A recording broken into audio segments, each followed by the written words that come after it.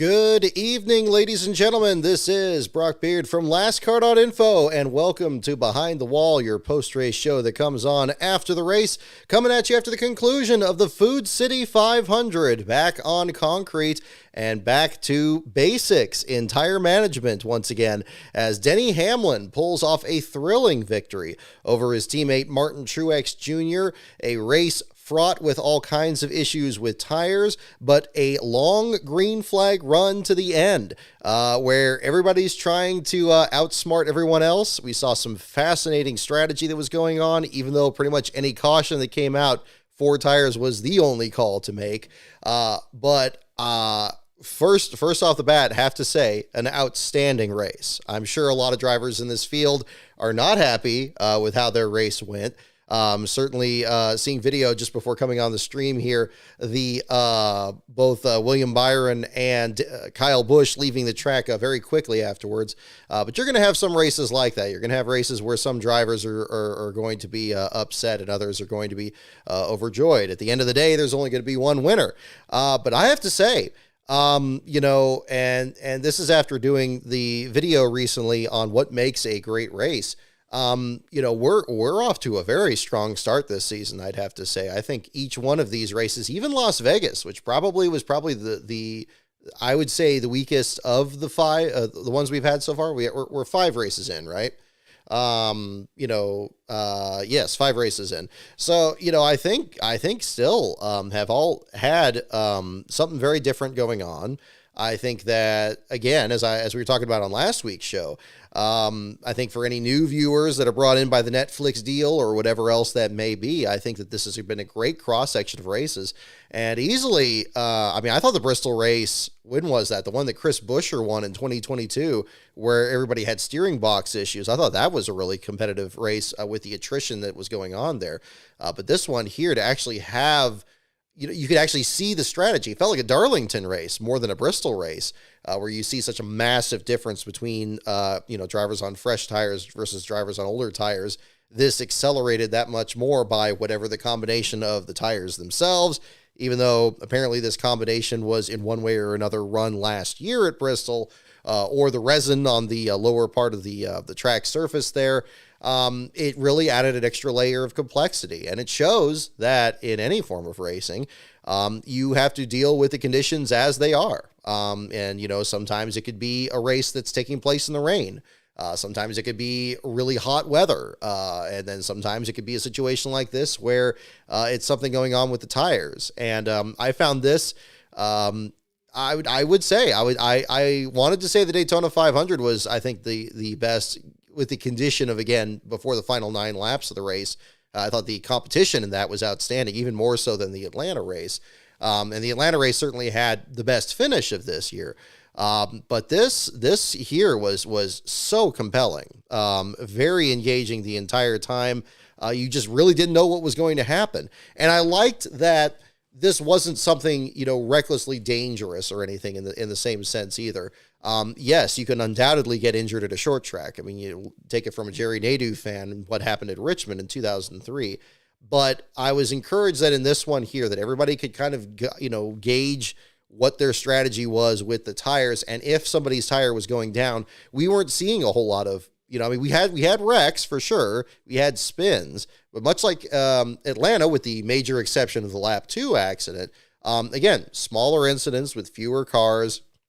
And anybody that had a problem with their tires, they could drop off the pace and come down pit road, which was very interesting. So, which made it, I was on the edge of my seat this whole time here. I mean, luckily it was another one where the last place finishing thing was handled pretty quickly. It turned out to be the only DNF of the race. I think the lack of attrition, similar to Atlanta, really was a big factor in this, that you had so much traffic at the end.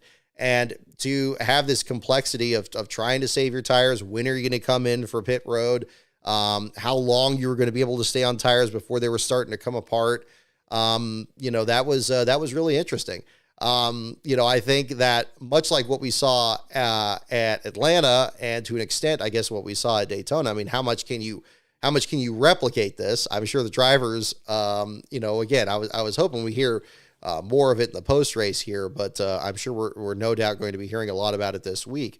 I think that I think the important thing with some of these tracks, especially the short tracks, and especially for how much the short track has struggled in the next gen era, I think we've all been really wanting to see, this come back into the driver's hands. Like, who is able to really manage a race well? Is it a matter of just mashing on the gas and just running the very fastest laps you can, and then just letting the car do all the work, or let the team do all the work?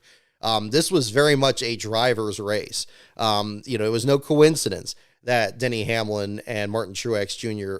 Were up there at the end of this one, and being able to work that out. I mean, drivers that have been able to be competitive at very difficult tracks, like your Dovers and like the Coca-Cola 600 comes to mind. It was just really enjoyable. I know I'm kind of coming at it fast and loose here, but I mean, I really don't. It was thoroughly enjoyable, and I thought Phoenix last week was enjoyable for strategy of a different kind, where it was a matter of tire strategy, and you didn't have one really dominant driver. And as Denny mentioned in his podcast, see Christopher Bell work his way up from the back of the field. In this one here, unlike the Phoenix race, you really didn't know right up to the end of this race who was going to actually win it. I mean, any flat tire, any situation could have completely turned this race on its head. And I think it's also affirming that we had a long green flag run at the end. I'm very much a big advocate of saying that some of the best races in NASCAR history have had long green flag runs to the end. I think even if we had a caution last couple of laps, this would have still been a crazy race. I think that the finish would have probably overshadowed it in some senses here. But this is the exact reason why. When you get down to the end, especially if you have issues with where it's tire wear or it's fuel mileage or whatever else, I mean, you're just on edge to see if anything's going to happen, and you're kind of hoping that you don't have a caution at the end of this, because it'll just be chaos at that point too. I mean, this was absolutely nuts. It was definitely something to see. Truex pulling off the win here. Hamlin pulling off the win over Truex. Keselowski in the third spot. Alex Bowman and Kyle Larson, your top five. Very interesting group right there. A lot of drivers with a lot of experience. But then you look at the next group there. John Hunter Nemechek in sixth. Career best run for him, I believe. I don't think he ran better than that in the 38 car. Well, I guess the Talladega race in 2020. He was right up there, so pretty close to a career best. Chris Buescher in the seventh spot. Chase Elliott had a fine run leading laps in this one. Ty Gibbs with another career race, just like we saw at Phoenix and in the Clash. This one here leading 137 laps of the race, behind Hamlin with his 163 laps led. Just fantastic. I mean, it was really crazy to see. And then 10th place being Christopher Bell, the Phoenix winner. Obviously, it's how you much like with the Atlanta race. I mean, you wouldn't necessarily want every race to play out this same way. I mean, you certainly don't want a situation where you have drivers coming into this and feeling like they're not going to have enough tires. But again, I think it's making the adjustments to track circumstances, making the adjustments to what's happening. That I think is the important factor here. And, and again, I mean, I'm sure Goodyear is going to respond to this however, they feel like it. Hopefully they don't go too far and create a tire that's entirely too hard, because that's going to be a problem, already with the way this car handles on the short tracks. But I think the big thing that I'm reconciling in my mind here is, again, doing the video recently and making comparisons to the 2005 Coca-Cola 600 and how I compared that race disfavorably to the Atlanta race, in the sense that event had a bunch of 20-lap sprints. There'd be a sprint, and then you'd have a caution, and then, you'd have one or two cars being involved in incidents. You had a large portion of the race under the caution flag. I mean, let's look at this right here. 19.6% of this race being under the caution flag here too. So almost a quarter distance under the caution flag here at the same time. And looking at the runs here too. just looking at Racing Reference for this, yeah, again, short runs, 32 laps, 45 laps, 36 laps. This at a much smaller track than Atlanta, of course. That was the situation. I don't think this would compare favorably to the Atlanta race in terms of my proposal of it being the All-Star race. I think that the Bristol All-Star race we saw in 2020 probably saw about as best of competition as we were going to see. I don't know if that would really change that much with the next gen car here.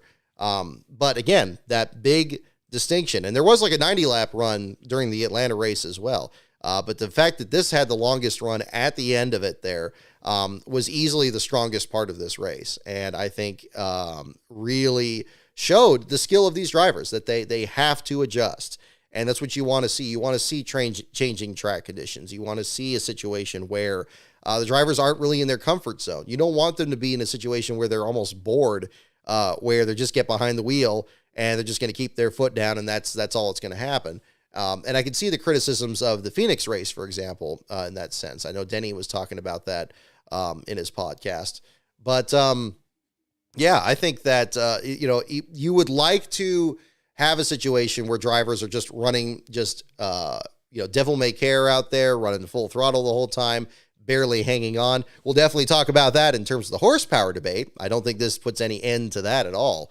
That's a whole other aspect of this too. But again, to really be able to showcase the skill of these drivers, to see these drivers as individuals, to see how they handle this same set of circumstances that's thrown at everybody. And we saw with some drivers and some teams. I mean, teams had to make the adjustment just as well. We saw some drivers that would lose laps in the beginning of this race and just never get it back and never climb back up there.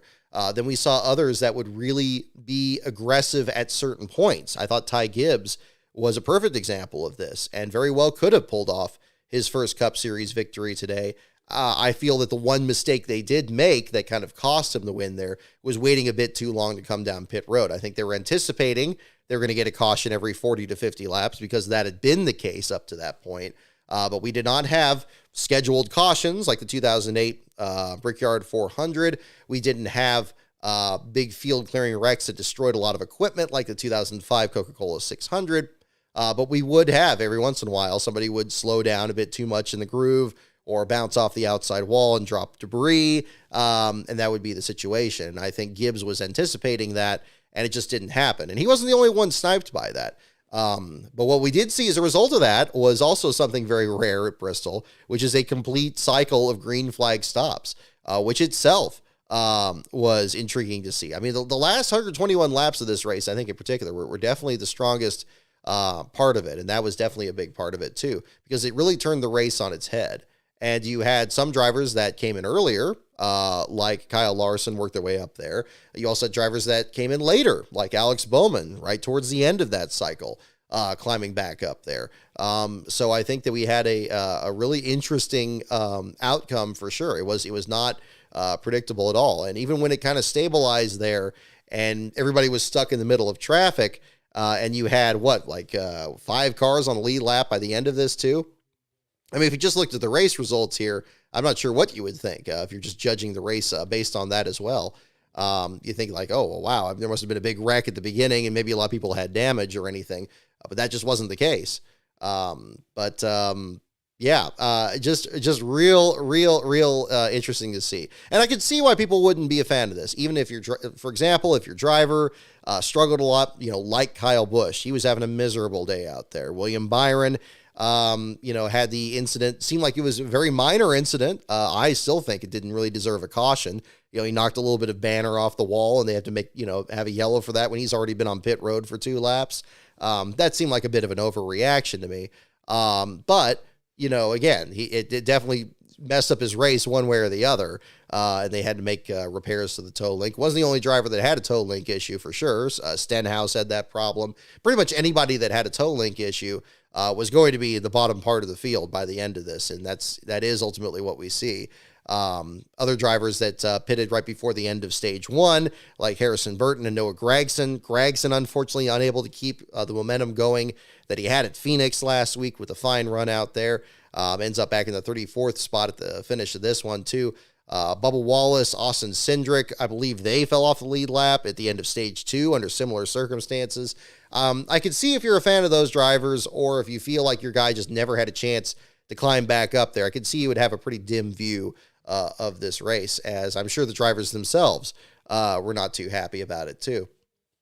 But sometimes a race is a war of attrition, and sometimes it is a situation where you have to be able to compete for the very best run you can get under very adverse circumstances. One of the other races that I mentioned during the broadcast was the 1994 Food City 500, which those of you who have watched videos on this channel may recall as Chuck Bound's first pole in the Food City 500 in that race, driving a car that had very little sponsorship for Bobby Allison. Bound was one of the first drivers involved in accidents in that race, and there were several cautions after that actually depleted the field. For one reason or another, the track was just really slick that day. It was during the tire wars of the 1994 season. That may have also played a role. Some races are just a perfect storm, and a lot of things play into it, and you're going to end up having a lot of incidents at the end of the day. And in that one, too, we had very few cars that finished on the lead lap. You had a field that was very strung out at the end of it. You did have a lot more cars in the garage area. There were some very hard hits during that race, so I think that's a very big difference. I think that speaks more to the durability of the cars themselves, with the exception of the toe links, which of course can be replaced. I thought everybody did a good job discussing that online as to why that has to function the way that it does. So I appreciate everybody discussing that at the same time. Yeah, it doesn't mean that the race is boring by any means. It doesn't mean that it was a dominant performance by any one driver. So this reminded me a little bit of that event too. I think it's on NASCAR Classics as well, if you haven't seen it in its entirety. But that would be definitely another one to look at there too. So, but yeah, I mean, it was definitely a different race. I think if you watch a lot of Bristol races, and you anticipate that, okay, everybody's gonna be just hanging on and everybody's gonna be making really aggressive moves and knocking each other out of the way. I mean, you certainly want to have that be a part of it. But again, that goal can change if it is a situation with the tires or track conditions or whatever else that could be. So I think it's been a literal crash course for new fans getting into the sport. I think they've seen 5 very different races at 5 very different venues to start this season. And I think that in one way or the other, they've seen some of what the best that this sport can offer, whether it's a photo finish, a last lap pass, a close 2-car battle for the lead, fuel strategy, tire strategy, or, again, just whatever combination of those things played out today. And undoubtedly, we're going to see something very different next week when we go to the first road course race of the season for Circuit of the Americas, with some star power filling that field as well. I actually have another opinion piece that's going to be coming up this next week. Those of you that are in the $5 and up levels of the Patreon, you've already had access to this video the last couple of days, so you'll have that to check out there too.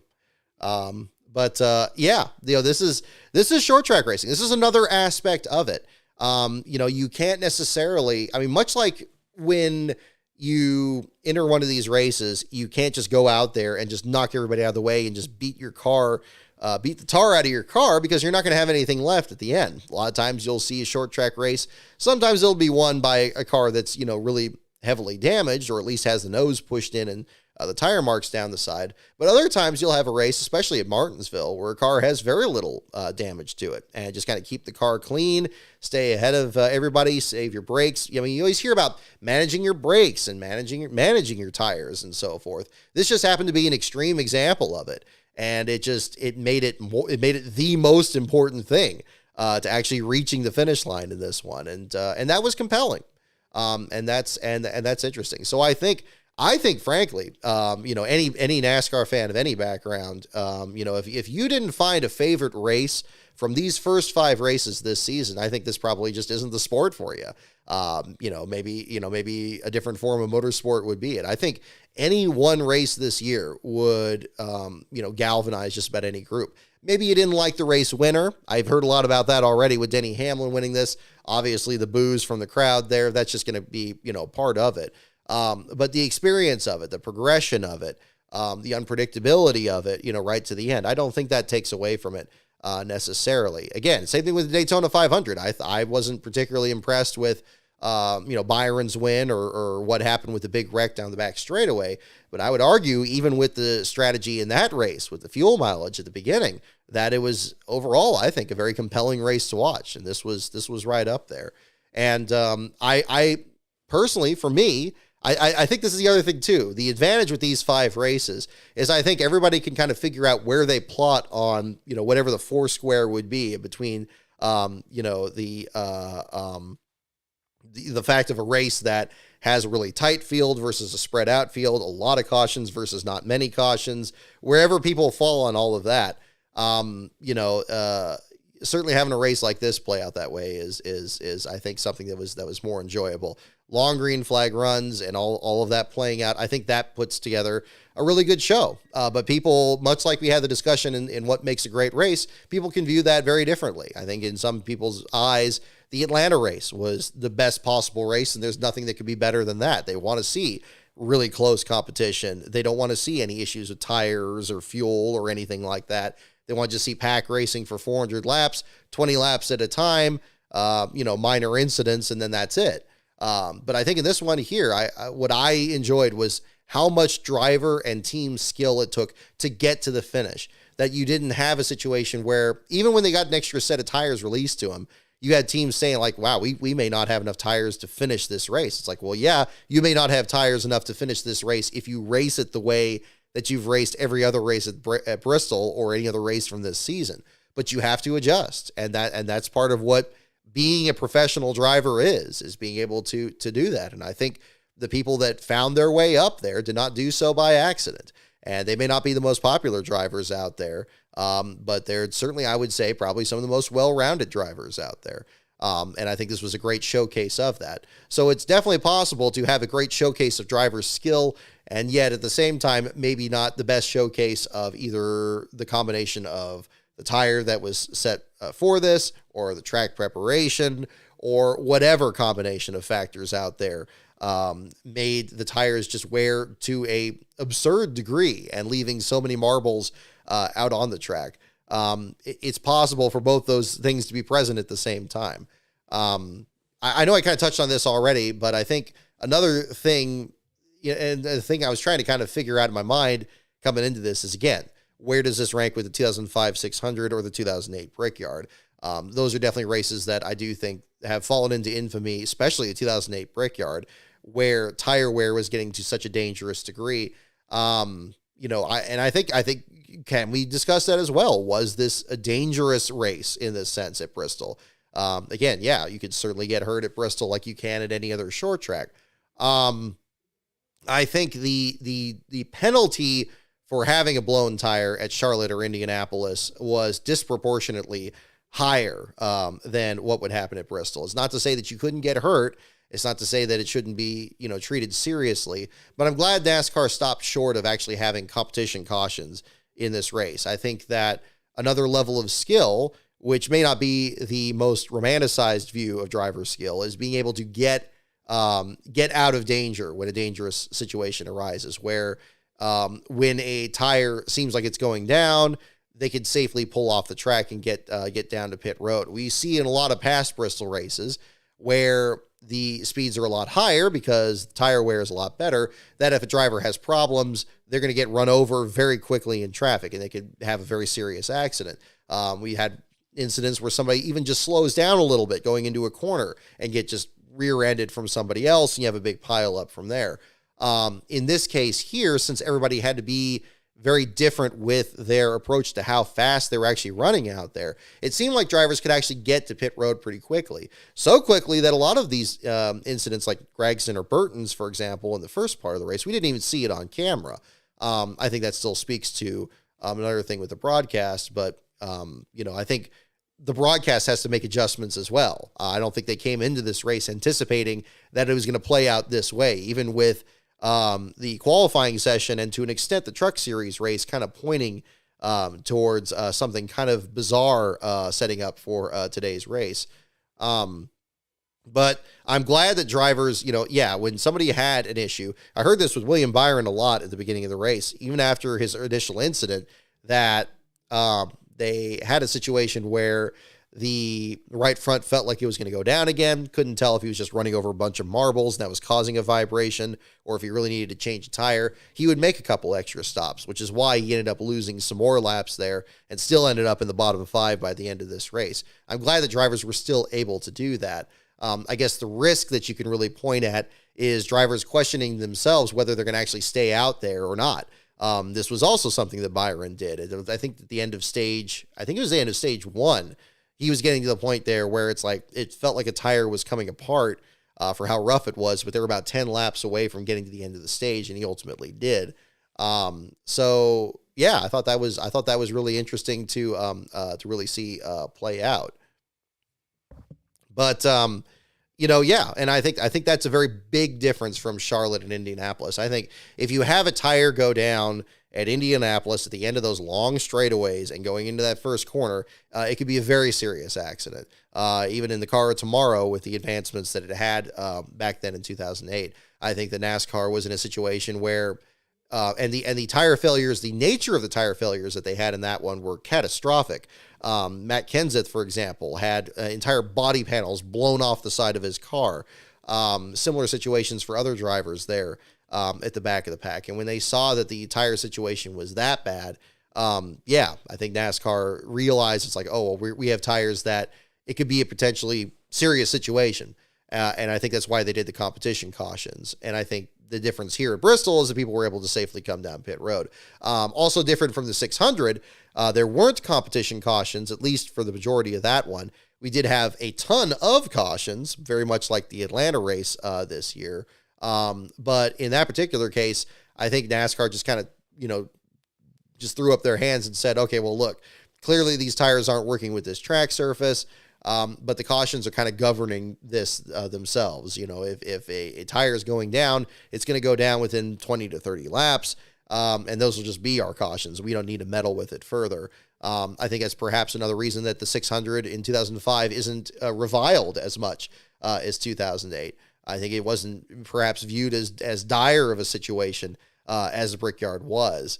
But regardless, I think that in all three cases, it's maybe not something that you want to replicate in all three cases. But I think that of the three, I think that the Bristol race played out a lot better because it was able to play out safer, that it had lower attrition, that it had a safe way out for drivers to pull off the track, and that the field itself, I think, governed itself better than either of those other two races, being able to run at a slower speed and really manage it. And then also not even universally run at a slower speed. Towards the end of this race, we saw a lot of drivers that were actually running at higher speeds to thread their way through traffic.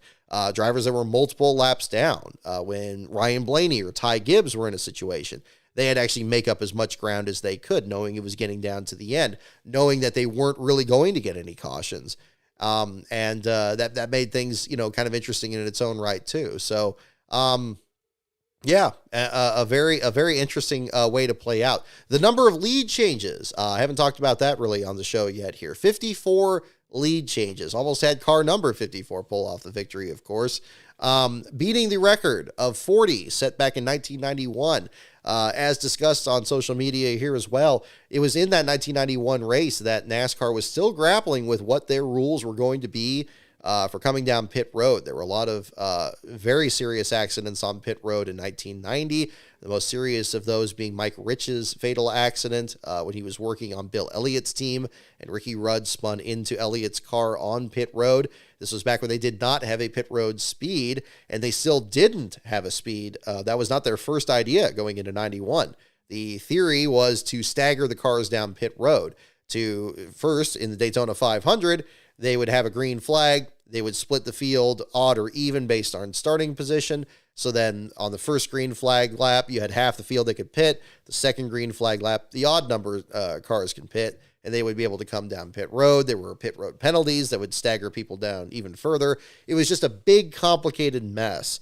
And by Bristol, the NASCAR continued to tweak with it, and I don't remember the exact changes it was for Bristol. I think in that one, it was a matter of, it was something with the pace car, or if it was still the first lap and second lap situation, certainly that would be more confusing on a short track because those laps are going to go by way quicker. But I believe by the next race at Wilkesboro, they just said, okay, forget it. We're just going to do a pit road speed, and we're going to have penalties for anybody that speeds down pit road. But in the meantime, yeah, you had a race that had a large number of lead changes because, the pit road thing was just a big toss-up. And I think it was a pretty messy race as well in that sense because that was towards the end of them running the pavement on the track. There were a lot of issues. I know in the August race that year and the spring of 1992 where the surface was delaminating and coming up and causing incidents there as well. Interestingly, both that August race and the spring of 92 were both won by Alan Kowicki. Whereas, as mentioned in the broadcast here, Rusty Wallace held off Ernie Irvin in the 91 race there in the spring. But obviously, none of those pit situations existed here. We just had just a straight-up race where tires were going to be the central concern, and that was definitely the way it played out. I appreciate also people talking about the situation with tires that were going to be available for this. I was not aware that the policy really hadn't changed. I sometimes have a very hard time getting out of a 1990s mindset, but that's no excuse. I got to keep up with that too. That I'm still used to the frame of reference, like, okay, somebody falls out of the race, their tires are going to be, picked up by somebody else. We've seen that even actually recently in the Xfinity series and the Truck series. But of course, now with the Cup series running completely different wheels, they can't transition from, one series to another. The rules have changed a bit. I thought when Zane Smith fell out of this race, that was going to make Spire Motorsports suddenly kind of the center of attention, or were those tires going to be helping out the 7 and the 77 that were still out there? But of course, as we saw, it seems like those tires didn't go over there. In fact, LaJoie and Hocevar were actually staying out under that caution and ended up getting run over by the field and dropping all the way to the tail end of the lead lap by the end of the stage there. So that was interesting to see play out. I think that probably, Lastbro was talking about this when we were discussing it, that potentially what NASCAR would have done is maybe just impounded those tires that were left over from the 71 and just not had anybody have them, which is kind of absurd if you think about it, with teams wanting tires. But at the same time, I think really, it's a more sensible solution. It's the more equitable solution. You don't want to have a situation where those tires are going to be helping, one driver or another, or in this particular case, it would have helped two cars if it stayed with Spire, or with their Hendrick involvement, would they have gone to Hendrick? It's just a big headache on top of everything else. So probably the simplest solution was, just go ahead and just leave the tires out of the equation. But it still added an extra layer of intrigue. I remember watching races in North Wilkesboro back in the 90s where they would say the same thing. It's like, oh, we're running out of tires, and they're waiting for somebody to drop out or park their car. And then, where are we going to get tires from there? In fact, a project I'm working on Alan Kowicki, there's a video clip I was watching from Pocono in 1993, and Jimmy Hensley had dropped out of the race. He qualified really well, and he dropped back to the back of the pack, had an engine problem, still kind of limped around out there. But during the couple of laps, he was limping around between that moment and when he got back to the garage area, the team had already sold off all the tires that they had left over because they knew they weren't going to make it to the finish. So it wasn't even something that was they were waiting until the car was actually retired from the race to broker the deal. It was something that was done back then. But obviously, that's been so many years now that things have changed significantly since then, not to mention the different deal there with the tires. So, Yeah, you guys could go ahead and, anything you need to do. I've seen some messages from the moderators here. Yeah, anybody else you can, feel free to moderate. Anybody that's distracting there in the chat, you can definitely handle that with your discretion. I have no problem with that. Looking at the race results itself, let's see here. Kind of want to see some other names that stand out. Certainly the Rick Ware Racing team. I will talk more about kind of individual teams in the race here too. Justin Haley finishing in the 17th spot. Kaz Gralla in 19th. Gralla was battling for last place in the early laps of this race. It was really cool to see that team get a double top 20. I think we saw that out of them in Atlanta as well, if I remember correctly. It seemed like they were right back up there. So that was really good to see. If you have a whole lot of drivers that are having bad luck, necessarily you're going to have some that have good luck. But nobody's luck was worse than poor Zane Smith. We'll talk about that there too. The first last place run for the number 71 at Bristol since 1981. Dave Marcus actually drove the car in that race there. Of course, made the number 71 famous in his Cup Series career. It was not Marcus's most recent last place run in the 71. He finished last in that number a couple more times in the 90s. And then actually in the 1992 race, actually swapped rides with Larry Hedrick's team and finished last in the number 41 car in August of 92. The Hedrick team, still kind of an interesting footnote to that, because you usually think of Marcus running his own car, but that wasn't always the case, even that late in his career. So that was certainly part of that too. But Zane Smith had probably the most unfortunate accident during this entire deal. Tyler Reddick was up front, stayed out on old tires, got run over by the leaders, and just kind of dumped to the inside of the track. Zane pulled to the apron, trying to get around him. But there was absolutely no gap there and just slammed right into Reddick. Glad both drivers are okay. That must have been a significant hit there. I was also surprised that Zane didn't actually drop out of the race at that point. I figured that was pretty much going to be the end of it. But to their credit, the Spire Motorsports team did the best they could to keep the 71 car there on the track. Got involved in another incident where the right front tire blew. That dropped them a couple more laps down. I think by this point they were 35th. Still stayed out there. Then he basically got bounced off of by Ricky Stenhouse Jr. That put him in the wall again. And so they come back down pit road for more repairs. By this point, the nose of the car is just, pushed in every possible angle. Looked like a piece of modern art by that point coming down pit road. But even then, when he was 9 laps down, he still got back out there and was running 10 laps down when ultimately engine issues took him out of the race. Footage from the NASCAR drive cameras showed there was a lot of smoke coming from behind the left front wheel. Smith got out of the car, and they were declared out of the race just before the halfway point. But most surprisingly, and again, something you don't expect to see at Bristol, something you maybe expect more at Richmond in particular, nobody else fell out of the race. Everybody else was within 8 laps of the leader. What number of cautions did we have? We had 9 cautions, not even a record number, or even really close to a record number of cautions. We're not talking the 20 cautions, 20 plus cautions in the 2005 600, or even some of the crazier Bristol night races. You think back to like 2002, where Elliott Sadler punched the ambulance on the way in, or Ward Burton throwing his heel guards into Dale Jr.'s car. I think that we had just really low attrition. I think a lot of drivers in the field were just wondering, if anybody else was going to be falling out of it. So I think it showed a lot of determination for a lot of the field. We didn't have anybody park their cars. Noah Gragson didn't. Stenhouse, Byron, especially Byron. I mean, the fact that he dropped off the lead lap so quickly in the first 20 laps or so must just had a miserable time out there.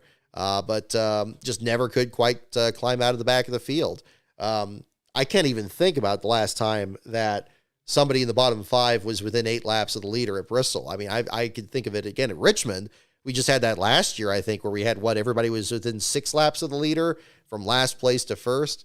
But yeah, just the one DNF, and it wasn't even from the accident that very much could have cleared him out very early in the race. It ended up being unrelated engine issues. So pending post-race inspection, Smith will be your last car feature there for the Cup Series race today in the Focused Health car. So that'll be another one to look at. But interesting deal. I love storylines in a race, and I love a green flag finish that lets everything play out.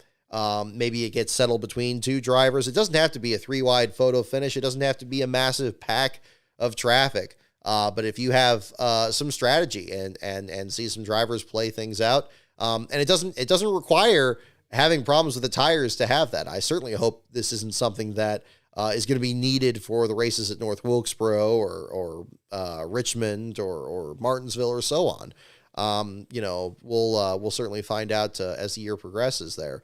Really interesting. I mean, Brad Keselowski getting third after having Austin Cindric basically spear his right front wheel there coming out of pit road. I thought that was going to end Keselowski's day, but he came back out there. So from a last place standpoint, watching the attrition be this low, And these cars just taking a beating and keep going is certainly interesting to see. So, but again, much like with Atlanta, much like with Daytona or any other races this year, I would caution people from expecting that every race is going to be like this, because it's not. But that should be an exciting thing. I think that's the thing. When we all sit down and we turn on the TV and start watching this, we don't know what kind of race we're going to get. And I think, again, this shows a great cross section of that to start this year. So, again, as I said at Phoenix last week, I feel very positive about the direction of the sport and what things look like. Things can always be better. I think there's definitely concerns about, this low downforce package, and especially at races like Martinsville and Richmond that have really struggled these last couple of years. But again, there's a lot to be certainly excited about at the same time. Before we get into the Truck Series deal, I want to make a couple mentions here at the same time.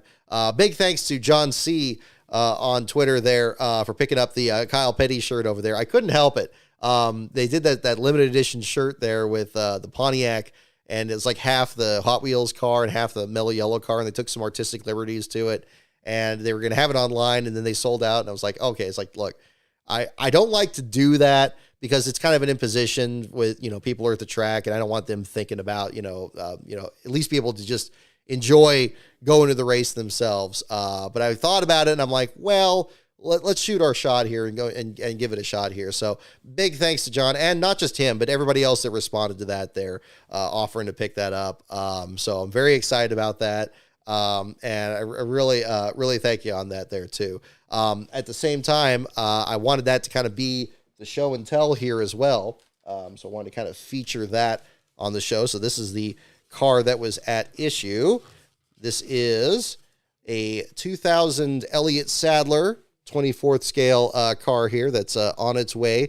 One other thing you'll notice is the SuperGuard logo over the quarter panels. You notice the City Guard logos on Todd Gilliland's car today, kind of the distant relative there of the branding here. I still miss having like the actual classic Citgo logo, like the one on the hood here on the 38, but it's good to see kind of the spiritual successor of such a long-time partner in motorsports. You think of Purelator, you think of STP, but Citgo can't be overlooked for their long history, especially with the Wood brothers. In fact, this paint scheme here was run in the 2000 season as part of their 50th anniversary. And back then, they actually ran a different paint scheme for each of their decades, including my personal favorite was the Morgan Shepherd version from their last win in 1993, their last one until Sadler himself won at Bristol in 2001. Spoiler alert for the next upcoming episode of 500 Days that's still being in the works here. So I thought that was really cool. I wanted to kind of have that be, I've had this for a while, and I thought about, it's like, look, I want to make sure for the imposition here that I sent something cool over there for sure. So I definitely wanted to send this. This actually already even has like the stickers, like the Goodyear stickers on the tires. I don't know if that shows up on camera there. You can kind of, I see the rear tires kind of in the shot. There it is, right there. Is that there? Yeah, so it's got the sticker like right on the back. So pretty hip right there for sure. So we got this out there. And again, a really interesting figure kind of in the sport. And, first time winner from the Bristol race. Not in this paint scheme. He won it in 2001 with a Motorcraft paint scheme there too. But had some good runs there as well. Won there in the Busch Series at the same time. So I figured as kind of a throwback in the Food City 500, figured that would be cool. So again, big thanks to everyone who responded on that. And this will be going out in the mail this week. So that'll be our feature for that. I also want to say big thanks to everyone for checking out the videos this week. Not only the one on what makes a great race, but also we did the footage over at the Sonoma Raceway, or Sears Point rather, this past Monday over there for the unveiling of the new pavement at the track. Big thanks to everyone for checking out that video, and thank you to Last Bro for taking the lap around there. I wanted to make sure to get some good footage out there and have something to kind of share the experience with you guys. So I had no trouble having Laspro get behind the wheel there. He's a more aggressive driver than I am when it comes to experiences close to that. He's always whipping around me on the go-kart. So I'm like, okay, look, if we have to stop and get tires on the way back, we'll do that. So don't worry about it. But it was still something where I'm sitting here and I'm like, I didn't think it would actually start lighting the tires up, because we weren't even going freeway speed. We were going like 40 miles an hour, 40 to 50 miles an hour around that track. But the elevation changes and how wide the surface is, and I don't know if this is a commentary on how much more grip or less grip the surface has, but it's like driving in a parking garage. I think the car is just screaming the tires all the way through there. But that was a lot of fun. He really enjoyed it. I enjoyed it. I hope you guys enjoyed watching the video there too, and seeing just the beautiful grass around the track too. The famous green Sears Point, which again, this being St. Patrick's Day, I got my green Ty Gibbs shirt on too, and we had the beautiful green grass out there at the track. It is like that because it does tend to rain a lot here. We certainly had a couple atmospheric rivers rush through that region here just in the last about 4 to 6 weeks here. January, February is pretty touch and go, but I think once you get to March, April, and certainly the first part of May at the latest, I think that a date in that region would be very doable. We're very thankful for the June date we have. I'm sure it's better for tourism in that standpoint there. It does get hot, though. It does get very hot mid to late June when the NASCAR races are out here. And I think back to 97, which is the last year that we really had the race at that time of season, and how different it feels. So, if you haven't checked out the video, it's the Green Sears Point video on my YouTube channel there, and you can check that out. We just had a clip there of the first lap that we were going around there, and also kind of a walkthrough of the way the track looked there and how it felt. Also, the way that how narrow the entrance to pit road was at turn 11. I think that was the thing that surprised us the most, even more than just how much the car kind of had to skate around. I mean, my brother was saying that the car just felt just really heavy, really coming through there all the time. Not just with the both of us sitting in there, of course, but just how stiff the car responded to it. The Camaro in front of us didn't seem like it was breaking a sweat. It was kind of just tiptoeing along, following that pace car. We were trying to keep up with them, but we just couldn't do it. It's just like, we felt like we had to kind of be on the edge of control coming through there. So that was a lot of fun. So I'm very much excited about how that track's going to look.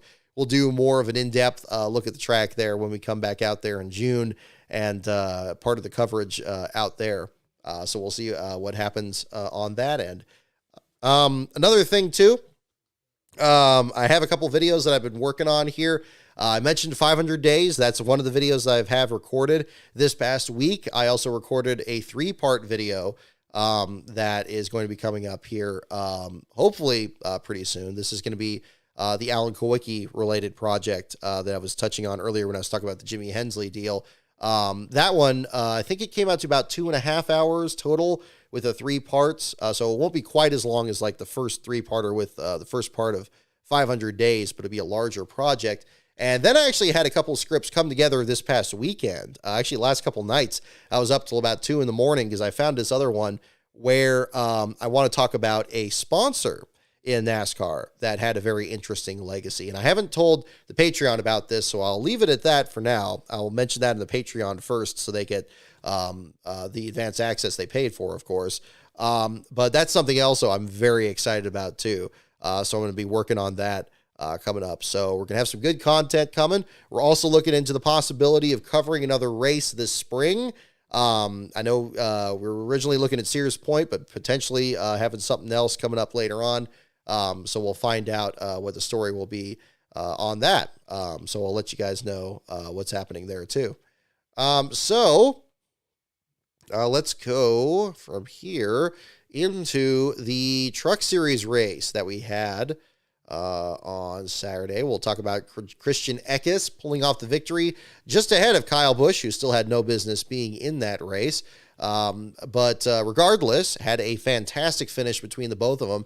Eckes, I was very impressed with in this race. I think that The side-by-side racing we saw with them was really good. I don't think we saw the tire issues that we saw during the Cup Series race. At least it didn't feel that way, even following at the back of the field there. It was actually brakes that were the reason that Justin S. Carroll ended up with his first last place run, the first for the number 90 in the Truck Series since Lance Norrick was driving. In fact, Norrick had the only 5 previous last place runs for the 90 in the Truck Series. So it just kind of shows how rare that number is run in the series there. But regardless, I mean, this was another race that I thought was thoroughly entertaining. We had a great weekend of this with 2 very different races at the very same track. I thought it was solid. I thought the way that these drivers were weaving through traffic was much closer to what we would typically expect at a Bristol race, especially one that would have some green flag runs. I know that you have a lot of drivers that complain about the way drivers weave through traffic, but in this one, I thought we saw some really daring moves, some a little bit too much so. Of course, there was the case of Connor Jones getting brought back into the NASCAR hauler after the race for a very brazen move down to the apron that almost led to an accident right as the leaders were threading their way through. I understand NASCAR having to do something about that, but that was the case. Then a bit of controversy, of course, after the race with an accident between Nick Sanchez and Stuart Friesen. Sanchez, for one reason or another, has really kind of raised the ire of a lot of the older drivers in the garage area, not just Friesen for the altercation here and Matt Crafton for the what happened at Talladega last year, but even Norm Benning expressed concerns over Sanchez's ability to drive out there from, I believe, their battle at the Bristol Dirt race there a couple of years ago. So again, a young driver like that, you don't want to make a lot of enemies out there, especially some of the veterans. And I know that people talk about the Cup Series drivers being in the lower series to try to prevent that kind of thing, or talk about having drivers, learn respect from older drivers out there. But the Truck Series already has those, and he seems to be crossing paths with all of them so far. And I think that's really something else to be looking at going forward. Sanchez is a very talented driver. Got that win at Daytona this year, but it's going to be a little bit up in the air here if he continues on this current track. I think at some point or another, people aren't going to let you back in line during a drafting session, or not going to cut you some slack coming down pit road. Things have a way of compensating for situations like that out there. But regardless, Eckes with the win over Kyle Busch, who probably just another lap could have got around him there. But again, it was a great finish out there. Zane Smith, Matt Crafton, Tyler Ankrum continuing his strong run from Las Vegas on the night that Rajah Caruth pulled off the win. Ankrum in the 5th spot. Caruth bounced back from a couple of issues to finish in the 8th spot. So again, continuing to have a strong start to this year for the Las Vegas winner. Lane Riggs getting a much-deserved top 10 finally for the front row team. I think they were just absolutely wondering what number of ladders or black cats crossed their paths this year, that they were really having struggles there in the number 38. But regardless, Lane Riggs finally getting a top 10, was running even better than that. Seemed like he was going to get about a 6th place finish there before dropping back in this event. But I think that'll definitely help them move up the order in the garage area when they sort things out by the point standings. Looking further back, Stephen Parsons, involved in a couple of incidents, ends up back in the 18th spot. Timmy Hill in 24th. They didn't have a sponsor this week. Hopefully things are working out for them, as they were definitely looking to run the full season this year. But regardless, still finishing at least with the truck in one piece there in the 24th spot. Thad Moffitt with a quiet 26th place run. Thankfully, just avoiding some of the pitfalls from the earlier races this year, including their last place run at Daytona. Such was not the case for Ty Majeski, who got in that tangle with his teammate Ben Rhodes. Majeski ends up dropping out with engine trouble.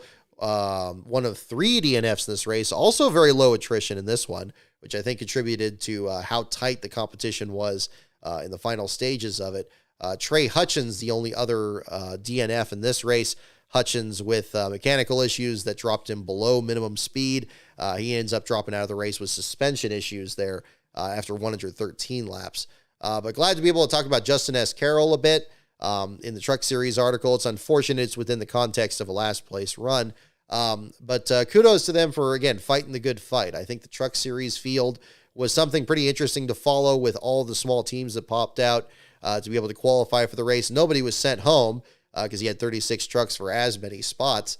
And I'm sure that both Hutchins and Carroll in particular would have loved to have a better finish than they had, but still good to see them back out there and doing what they can. But the number 90 truck in particular, talking about their time in the sport, the fact that they had so many DNQs in a row, not all of them their fault. I mean, some of them were just from weather, but others just the typical pitfalls of new teams trying to figure things out.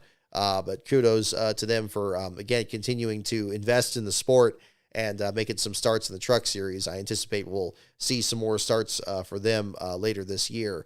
Hopefully once they get the mechanical gremlins figured out on that number 90 truck. The other small team that came back into the circuit this week was the Scott Austin effort, the Floridian Motorsports number 21. Carl Long is the crew chief. Of course, the Motorsports Business Management team helping them out and getting the number 21 truck to the track. They finished the race under power, 6 laps down. Unfortunately, there was one point where he was a little bit of a chicane out there, slowing down on the front straightaway. Traffic had to kind of thread their way around him. But regardless, finished the race with the truck in one piece in the 29th spot. Again, I think Bristol was unforgiving in another sense during that Truck Series race to see it kind of play out that way. But I think that's another thing to certainly look at there too. But again, congratulations to Eckes, especially after the disappointment of this race last year, especially at the point where it was trying to get into the situation of getting into the championship four due to the kind of bizarre aspects of the Truck Series calendar.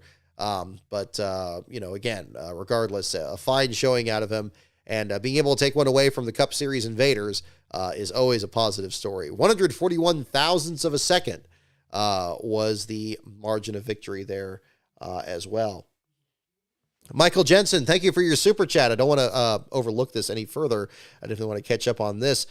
Big thanks to you again for the super chat. That might have been the most entertaining race I've watched in years. Not the best, but entertaining. Kudos to Nemechek with the top 10 and to both Rick Ware cars that almost played their strategy to top 15s. Yes, again, thank you for the super chat and a very good point. I'd agree. I think that, again, where does this rank with the greatest finishes or greatest races in general, continuing that discussion from there. Maybe not the greatest finish, certainly with having Hamlin kind of gapping Truex there at the end. But again, a great race where even on that final lap, where, okay, yeah, we know the next flag's going to end the race. You still didn't know who was going to be able to pull that off. And I think that's the reason that we watch. We want to see what's going to happen. And this was definitely another case of that. So again, you can have a great race where it's not a great finish, or you can have a great finish where is it a great race? That could be argued. I think that's, it's not just a semantic argument. It's not just an issue of language.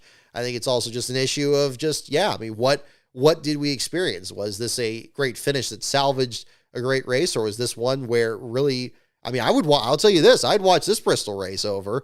I'm thinking of watching the last 121 again too, because I'm sure I missed a lot that was happening for what was happening too. So I guess I could transition from here to talk about the broadcast itself. I thought in terms of making the adjustment, I was surprised. They handled it, I thought, pretty well.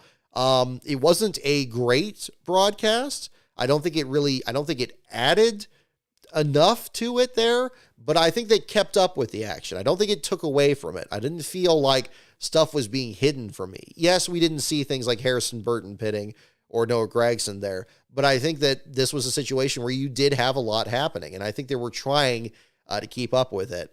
I think the booth, so again, we got to go into the split here between the booth and the production. I thought the booth, this is where a lot of the compliments come from. I think they did a decent job keeping up with it. Even Clint Boyer caught the moment where Keselowski and Cindric collided and made sure to respond to it. And I thought he did a fine job of that. As much as I've not been a big fan of Clint Boyer in the booth there, I thought he did decent. I thought that was fine. I didn't find him as distracting in this. I think that I'm glad he was as engaged with this as he was with the Atlanta race. That it wasn't just like, oh, that race is the greatest ever and everything else is going to be second place to that. I think he was very open to the kind of style of racing we got. I think Mike Joy stepped up here quite well because we had a much closer to kind of a traditional short track race, not just the close competition, but the adversity that was fought between the tires wearing down and just, the top drivers kind of separating themselves and figuring things out. I think it was a much closer to being a classic kind of traditional race in that sense. And I think Mike stepped into it pretty well. And Harvick as well was kind of the glue to this. I do think that there were times with the production that it was a little touch and go. Like they would respond to something that was happening and they would show like a random crew member standing on a wall instead of what was happening on the track. I think the production wasn't necessarily keeping up 100% with it. But they were doing okay. It seemed like they were kind of experimenting a little bit. Like when, I think it was when Josh Berry came down pit road. You noticed on the leaderboard, they actually kind of highlighted his name for a second. And I was wondering if they were kind of improvising a system to show when drivers were making their last pit stop, like when their tires are worn out. And like maybe the gray indicated that their tires were worn out. I might be reading too much meaning into it. They might have just simply highlighted it because he was the driver they were talking about. But I noticed it. And I think that was something that showed, again, if they're willing to try some things and really adjust to a very dynamic kind of race like this was, I think that was a very much a positive.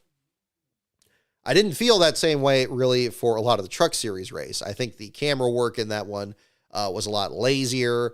I found it very hard to follow certain moments because you would have those panning shots at the start finish line or in the corners where the camera just kind of goes down and back up, or it zooms in too closely, especially when somebody's side by side, or that 3/4 view down the back straightaway. There was a little bit too much of like this style over substance during the Truck Series race. The best shots were actually the ones that were from the distance, where you could see things stack up a little bit, like Connor Jones' move there on the apron there when things were kind of getting tight around him, and some of the other moves like that. If they stayed with wider shots, I think they would have actually covered that race a lot better, and we probably wouldn't have missed as much of the action there. But in the Cup Series race, I thought it seemed like it stepped up a bit more. Whether the difference was a remote broadcast versus a live one or whatever the difference was, I'm not exactly sure, but there was a difference for sure. So that was certainly the case. But yeah, I think that was definitely another one to certainly look at. I think another thing to talk about here on the show, and I teased it a little bit earlier, is the subject of the increased horsepower. That was definitely dominating the news this week coming into this race, of course.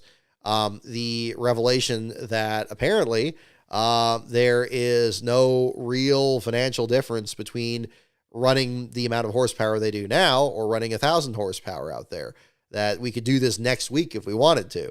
And from what we heard from Denny Hamlin and Kyle Larson and others, this is another factor into what makes a great race, possible.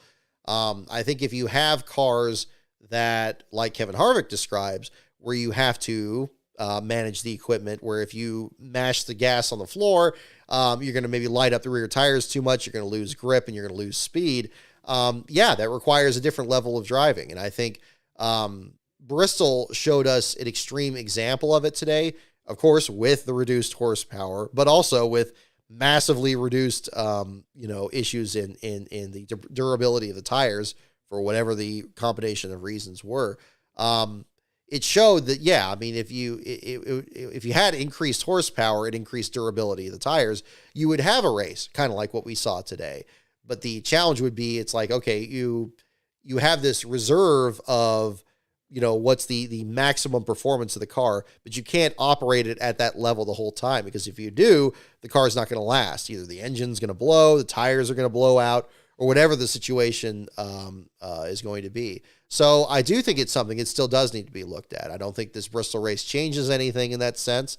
I don't think the quality of the other races we've seen changes that. I think that should be strongly looked at, because we have seen some races where the competition's, not to the level that it could be, because of any number of reasons. And I know that Chris Rice, over a colleague, was talking about this and saying, well, do people really want the field strung out again?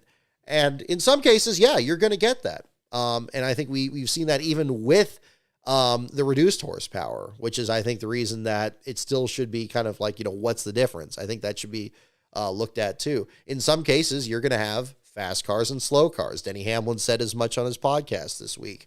You're going to have a situation where, drivers are not quite capable of keeping up with the best teams out there. And that'll be the case if it's 675 horsepower or 6 horsepower. It's just not going to be a big difference. And you're going to have slow cars out there anyway, even with 1,000 horsepower, because maybe the car is not hooked up right, or maybe it's not going to be handling well, or they're not going to keep up with the adjustments, or it's just a different level of skill of the driver. But you at least give them a tool to work with. It's nice that it would be nice that there's not an aspect of racing where it's like a super speedway race every week. And every time you have to use maximum throttle and maximum brake, because there's only so much you can do.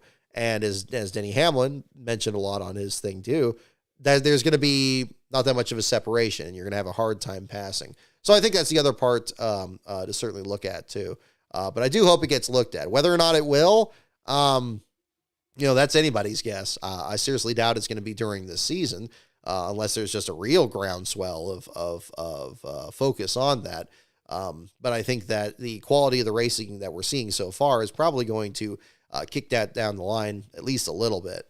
But I don't think it should be something that should be ignored either. I don't think it's something that's unimportant. I think it's something that, potentially could be, another layer of intrigue that could come back into the Cup Series in particular. And then we find out. I remember watching these older races from different time periods. It sometimes looks like the cars are too fast for the track. Like they just, they're using every available space of real estate because they can't not do that. You got some people that are being more bold with how late they break into the corner or how wide of an arc they take into it. And again, you see the individual tactics of each driver. It would be nice to see that. I think that would definitely be preferable over any pack race or any tight field out there where nobody can pass.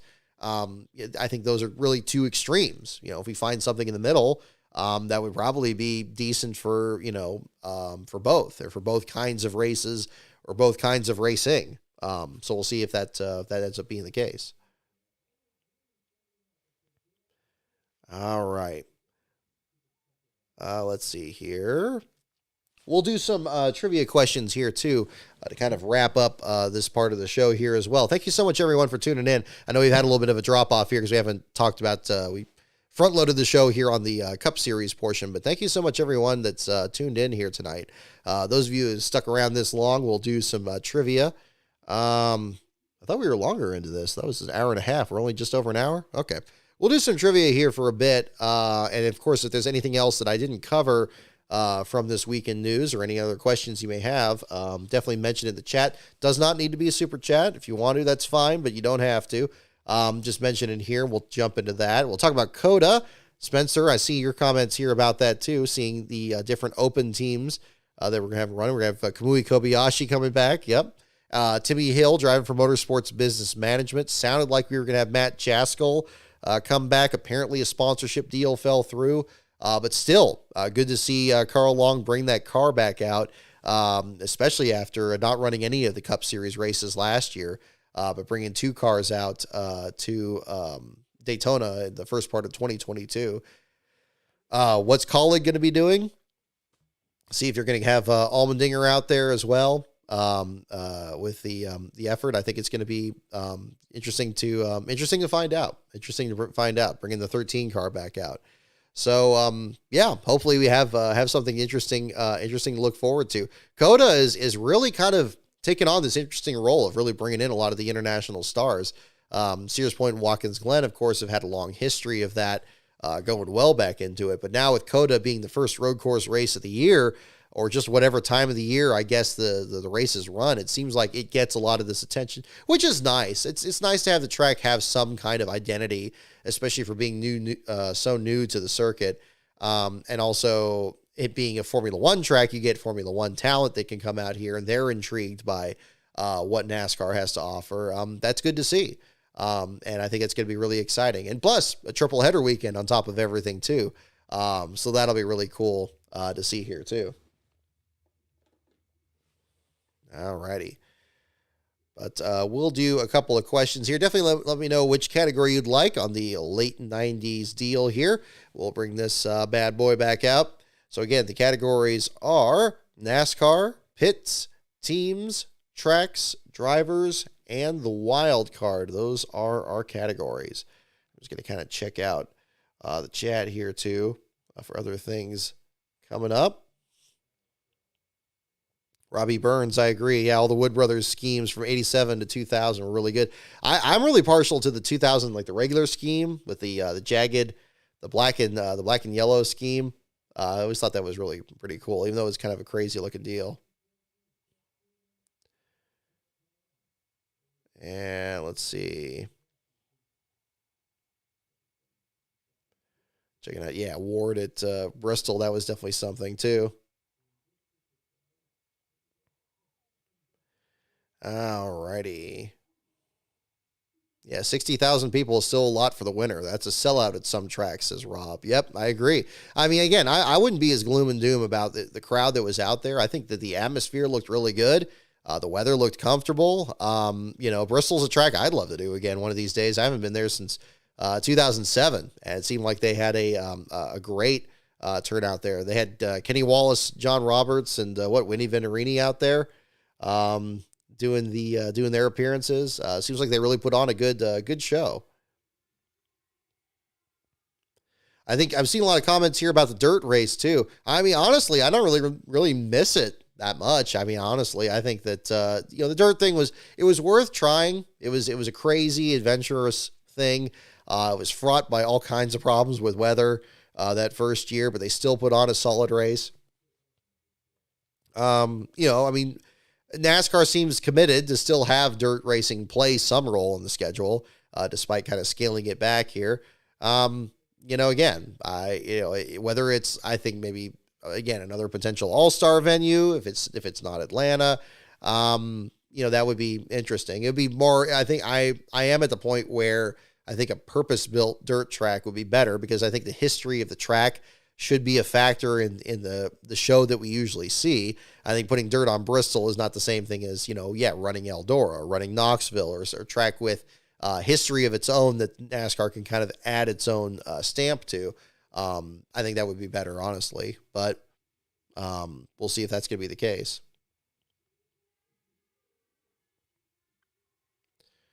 Let's see. Jeffrey Beliski, I don't know if you're still in the chat here, but thank you so much for your support. I appreciate you tuning in here as well.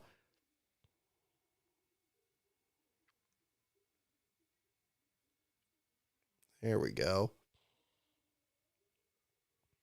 Patrick, you're going to be at Dover in April. That'll be exciting. Does NASCAR bring the same tire to Dover since it's a concrete track like Bristol? That's a very good question. I want to say you're right. I want to say that's the case. I don't know offhand, though. I'm afraid I don't follow that as closely as Pockrass does. There we go. Alrighty. So tell you what, let's see. Where are we with the categories? Yeah, throw it back to the Speed Channel days. Yeah, there you go. Miss Wind Tunnel. There we go. I see a few for wild card. See 2 teams, 3, 4. It's like wild card's the winner. No, thank you to Tires Gas. We'll do some there. Alrighty. Here we go. First question. What politician played the NASCAR president in Days of Thunder? Excuse me. What politician, election year question. What politician played the NASCAR president in Days of Thunder? This thing isn't functioning very well as a pop filter. I took that pop filter off here because my hand kept twanging it all the time when I was gesturing during the Phoenix show. So I took that off and I just put this on there. It's doing an okay job, but the plosives pop still a little bit on the mic. It's never ending here. We're always trying different things, but maybe we'll bring it back a little bit. Hopefully it's not too distracting for everybody listening. What politician played the NASCAR president in Days of Thunder? Yeah, several letter P's in that one.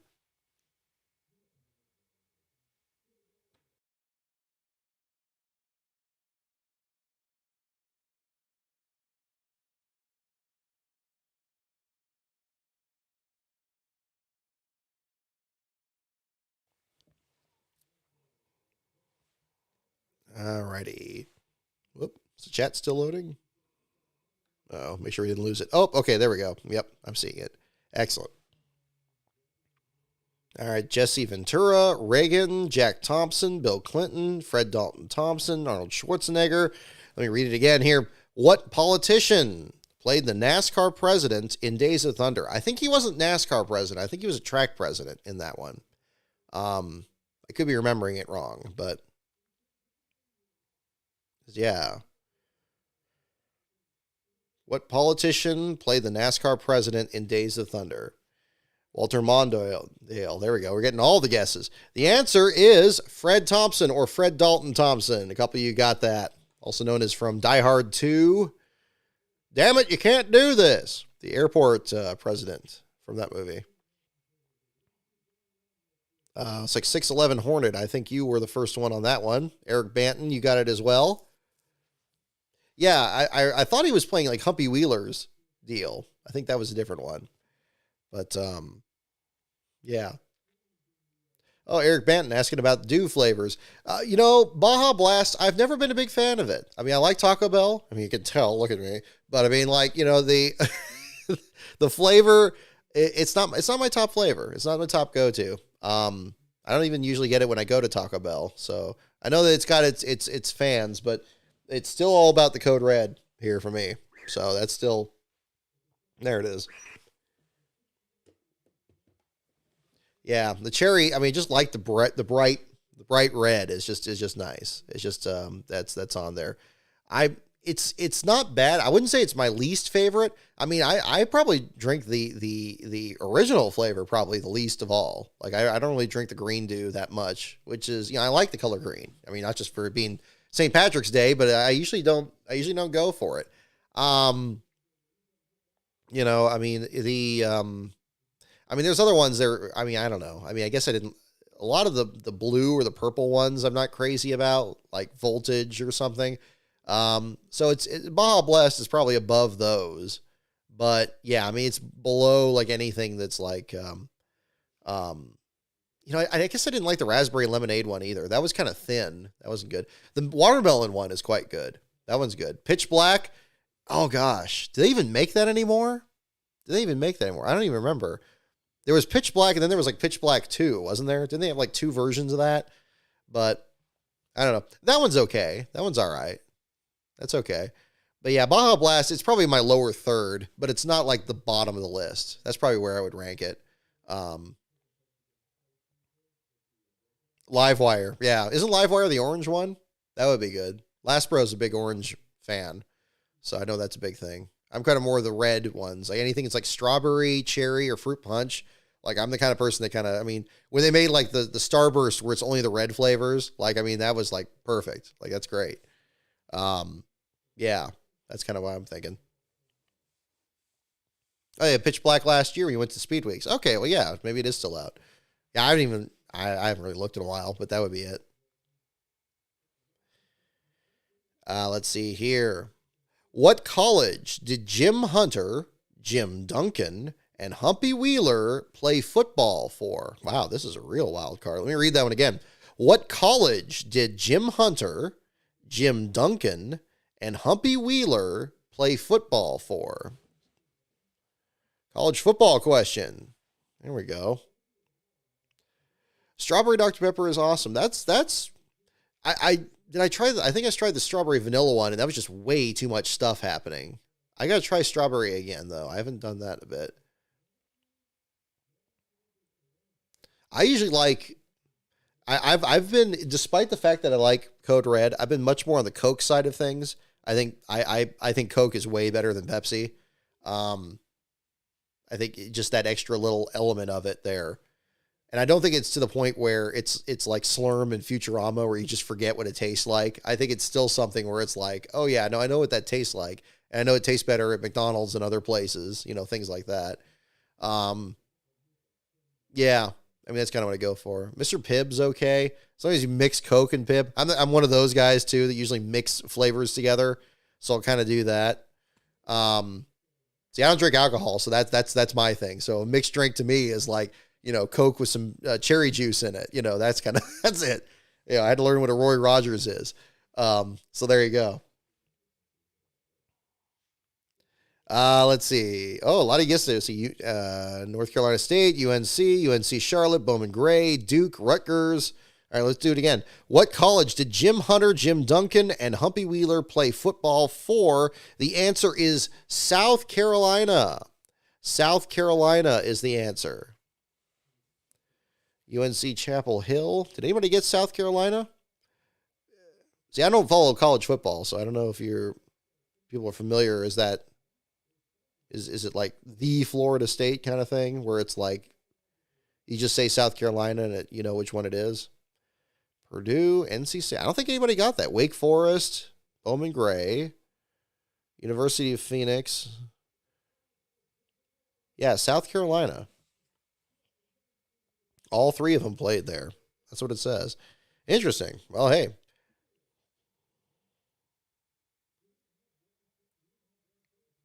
Oh, here we go. Now, here's a history question. What driver bore the facial scar of a German sniper bullet? Okay, let me read that one again. What driver bore the facial scar of a German sniper bullet? Oh, Gamecocks. Is that South Carolina, Spencer? I didn't know that. I'm trying not to look it up myself. Mango Pepsi, Eric? Yeah. I remember Pepsi Vanilla in 2003. That was pretty good. But even then, I think in the Vanilla Coke wars, like Vanilla Coke was so much better. That used to be my Friday afternoon treat. Like when I was in college, is I would get a Vanilla Coke. And I probably should do that again because actually that kind of kept me from drinking too much of it because I would just kind of have it be a special thing. And that's kind of the way it should be, really. But yeah. What driver bore the facial scar of a German sniper bullet is the question. I guess is for Red Byron, Red Farmer, Junie Donlavey. Yeah, Bud Moore. Smokey Eunuch. Yeah, tricky one. I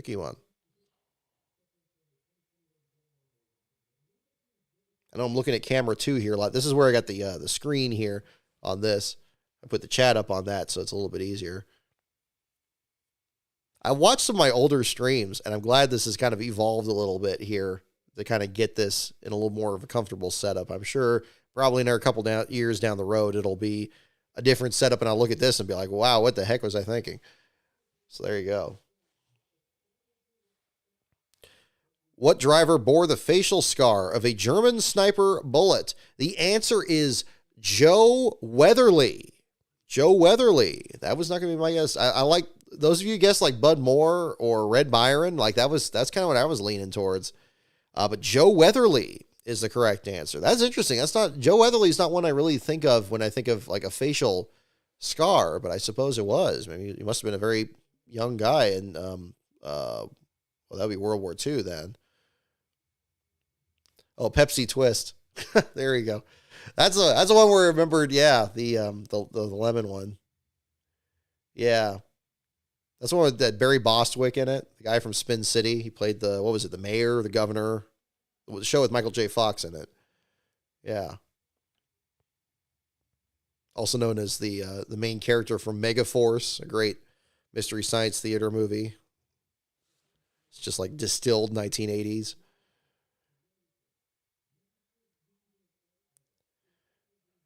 Alrighty. Okay, we got some good questions. These are good ones. I don't think anybody guessed Weatherly, so we'll go on to the next one. What nickname does crew chief Steve Bird answer to? What nickname does crew chief Steve Bird answer to? Weatherly drove for more. Very good point, Charles. Yeah.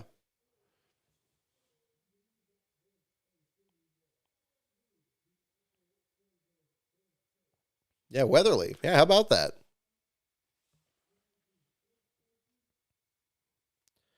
What nickname does crew chief Steve Bird answer to? BIRD. It's like bird.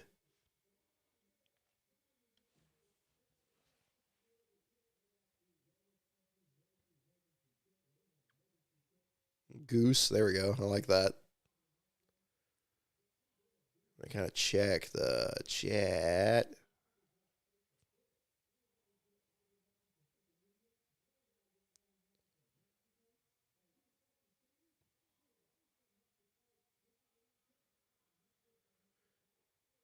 Jonathan Field sending a message here indicating that, hang on, let me pull it down here. Excluding Talladega and Daytona, today's Food City 500 at Bristol featured the most lead changes in a NASCAR Cup Series race since August 1981 at Michigan. So we're not just going back to 91 for the most at Bristol, but the most in any Cup race, excluding Talladega and Daytona, since Michigan in 81. So there you go. It's almost as long as it's been since the 71 finish last at Bristol.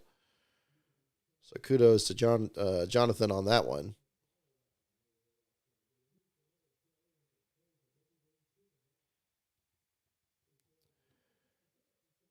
That was an old school race if I've ever seen one. Yep, definitely. Perfect timing for the candy striped walls and everything.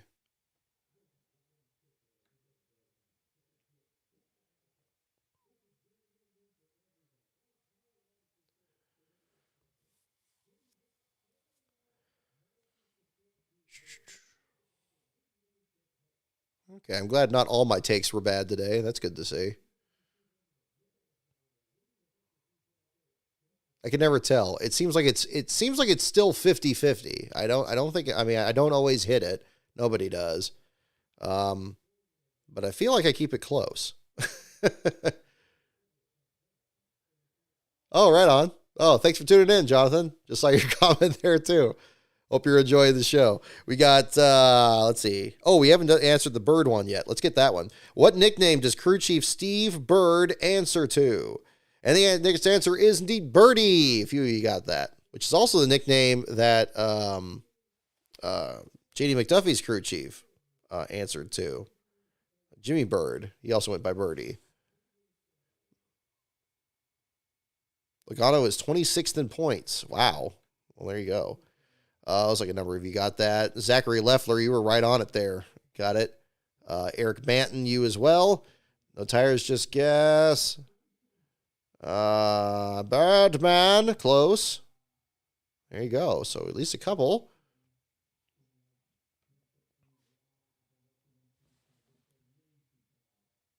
Do you think Logano rebounds? Probably. I don't know about this week at I almost said Road America at Coda. But we got Richmond and we got some other tracks that he's historically been good on. Bristol, he's been hot and cold on. He was terrible at both of them last year, wasn't he? Like he had the wreck in the dirt race. I remember he had the wheels pointed the wrong way, and then he didn't have a mechanical issue in the summer. So yeah.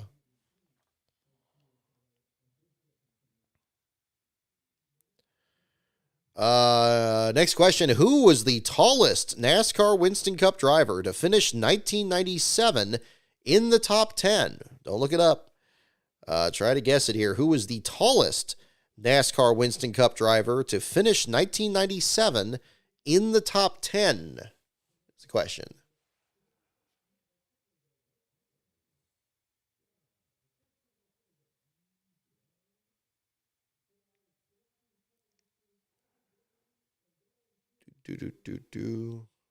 Wow, Casey Kane tweeting here about an hour ago. It was fun watching a NASCAR race unfold like that. Much different than usual. I enjoyed trying to think how all the drivers were managing their race. Pretty cool. Exactly. See, that's the thing.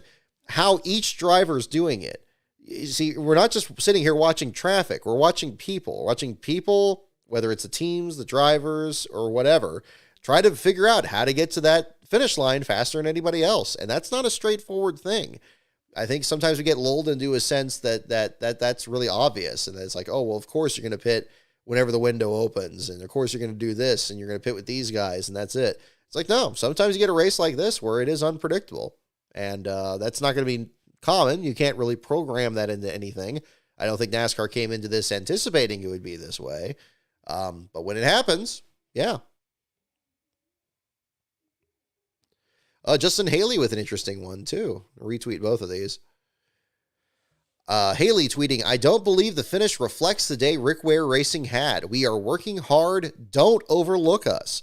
Back to work tomorrow to find what we need. We are all in. I am all in. Appreciate the support. Well, I appreciate the spirit over there. I think there's something very interesting going on at that 15 and 51 team, and it's not just the gold-colored rims, which look awesome.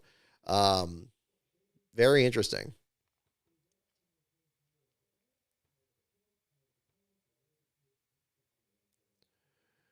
Let's see.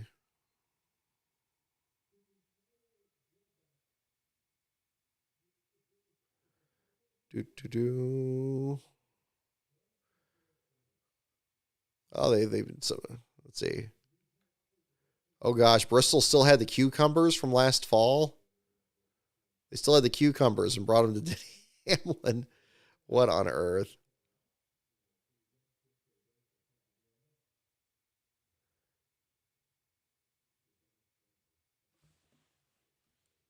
Alrighty. Oh, sorry. Back to the question. Who was the tallest NASCAR Winston Cup driver to finish 1997 in the top 10? Kind of want to get back to Poncruses and see if we have any calls. I don't think we do. No.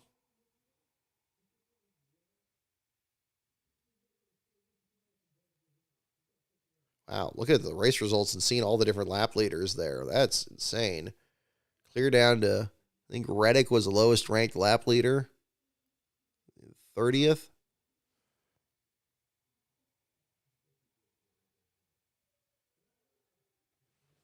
Yeah, good to see. Who is the tallest NASCAR Winston Cup driver to finish 1997 in the top 10? The answer is Dale Jarrett. Jarrett's the answer. You had some other guesses. You had picks for Michael Waltrip, Tiny Lund, Dale Earnhardt, DJ, Ted Musgrave, Mark Martin. Yeah, no, not quite. Yeah, see the just kidding there. Yeah.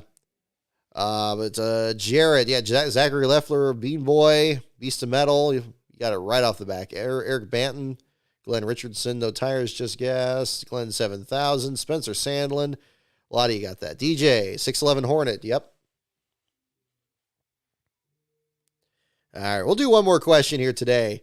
I know we're blasting through things here already, but we'll find out what the case is.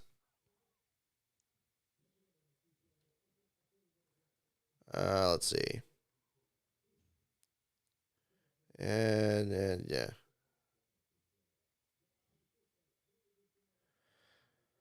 Ooh, I think we might have had this one before, but this is a good one here. What racing animals does Todd Bodine raise on his North Carolina farm? What racing animals does Todd Bodine raise on his North Carolina farm? Last question for the evening.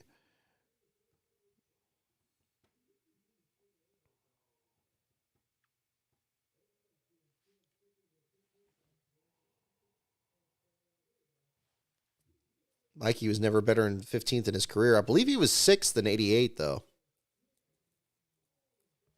I think he had a decent year, unless I'm looking at a different statistic. I'll have to look at that again. What racing animals does Todd Bodine raise on his North Carolina farm?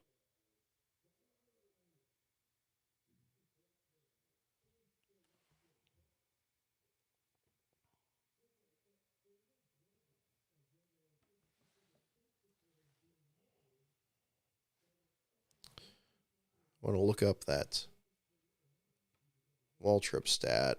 That's what I want to see. Something else I'm working on here.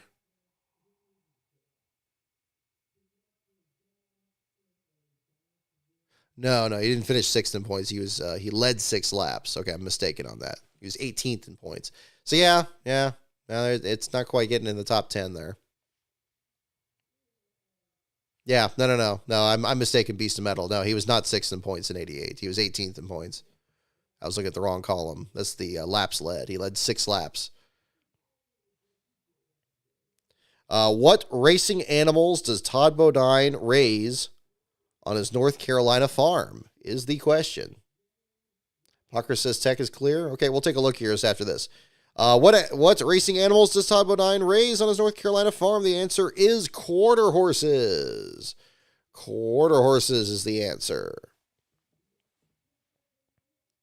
Quarter horses. I think a couple of you guessed horses, or narrowing it down to racing animals makes it a little easier. Zachary Leffler, looks like you were the first one. You had horses. Beast of Metal, Eric Banton, Nathaniel Ivey, Glenn Richardson. No Tires Just Gas, Spencer Sandlin. Yeah, it was definitely that. And we will check. Doot. If we do have a call, we'll go ahead and have that. Yes, indeed. Yep. You guys are correct. Yep. 1 minute ago, Bob Bachrach, Cup Tech complete. Hamlin is the winner. No issues, no cars to R&D. Well, I guess NASCAR doesn't want to untangle any of those cars from all the rubber that got stacked up on them there, too. But yeah, so again, fantastic. Congratulations to Denny Hamlin for the win. Zane Smith will be your feature in tonight's Last Car article, so we'll get that going this evening, and that will do it for our show tonight. So thank you so much, everyone, for tuning in. If you're interested in joining my Patreon, patreon.com/LastCarOnBrock. My Twitter feed is @LastCarOnBrock. And the website, of course, is lastcar.info. Our next show is going to be next Sunday after the Circuit of the Americas, about 15 minutes after the checkered flag. We'll talk about the triple header weekend, which road course specialists will be among the lineup there on both the Truck Series and Xfinity Series on Saturday, and the main event in the Cup Series race on Sunday. Should be a lot of fun. Have some interesting storylines from the back of the fields. The entry list article will be up this Friday to get you started on the race weekend, and we'll go back and do it all again. So have a wonderful St. Patrick's Day, everyone out there, and I'll see you all next week.